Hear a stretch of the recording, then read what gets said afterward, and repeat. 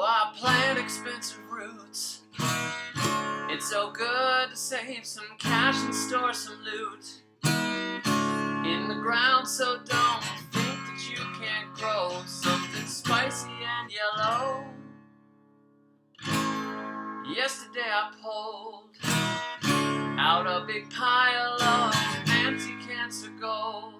I can understand how you'd be so confused.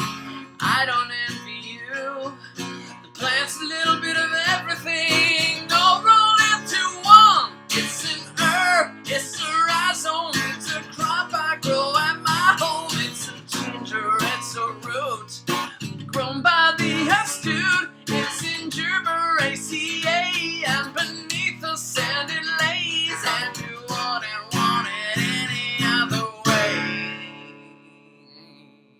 I was asked about growing turmeric.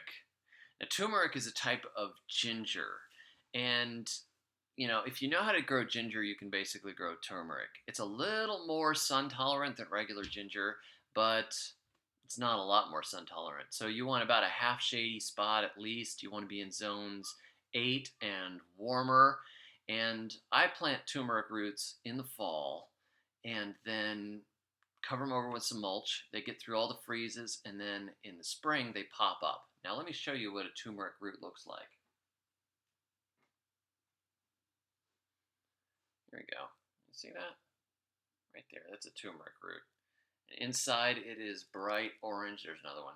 I got two. Hi, I'm turmeric. Hi, I'm also turmeric. Hi, nice to meet you, turmeric. The turmeric is actually brilliant yellow inside, and it'll stain you yellow. And this is where we get our curry from. It's also very strongly anti-cancer.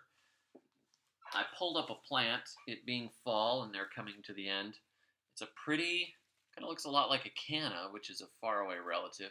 It's a pretty looking plant. There's the base of it. There's a little turmeric root there, and these two actually broke off the side there. They're the rhizomes that you can use for planting. I could take these two, put them in the ground somewhere, and have them actually come up and be turmeric. This plant here I can also stick back in the ground. They go to sleep in the fall and pop up again in the spring. Now, the thing with turmeric, in the tropics, it might take a year to make you a decent amount of roots. But where I live in North Florida, we're border of zone 8 and 9, you plant the root this fall. By next fall, you'll have about that much turmeric. I wouldn't pull it then.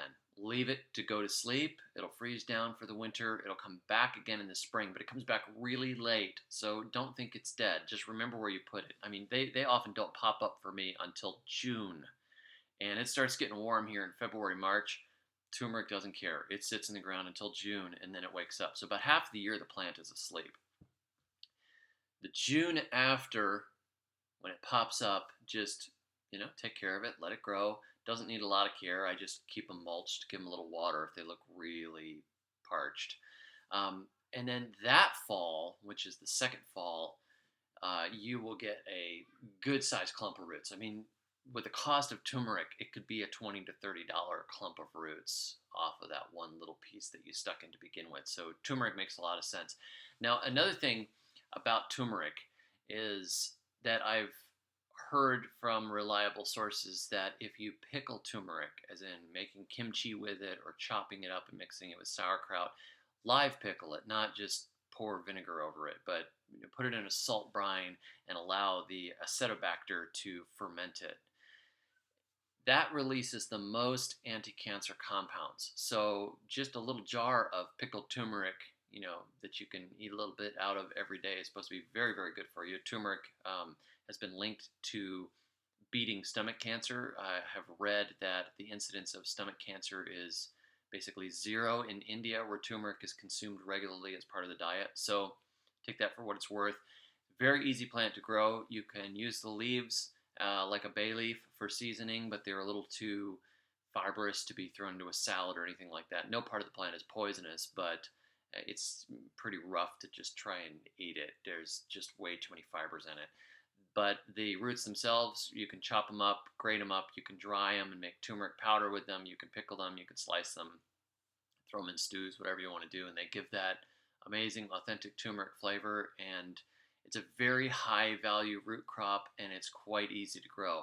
Just don't water it a lot in the winter when it's dry out. You know, it's dry season while it's dormant, hopefully. So you don't want it to get a lot of water when it's dormant because the roots may rot in the ground. But otherwise, I've never had any problems with them coming back again in the spring. Very hard to have anything go wrong with turmeric, and very little seems to eat or bug this plant. So, like I said, plant it fall the first year, let it sleep through the winter. It pops up in the spring. Let it grow through. It'll go to sleep the next winter. The next spring it pops up again. The next fall, pull up a great big clump of roots. And it also is beautiful for a shade garden or for edible landscaping, and doesn't seem to need a lot of care. If you put it in more fertile soil, it will make more roots. If you put it in dry, sandy soil, it's going to make less roots. So there you go. Turmeric. Very easy, very simple, very expensive root crop, totally worth growing in zones 8 through 10 and beyond. Be sure to like my videos. Catch me at thesurvivalgardener.com, and I will answer more crazy gardening questions next time.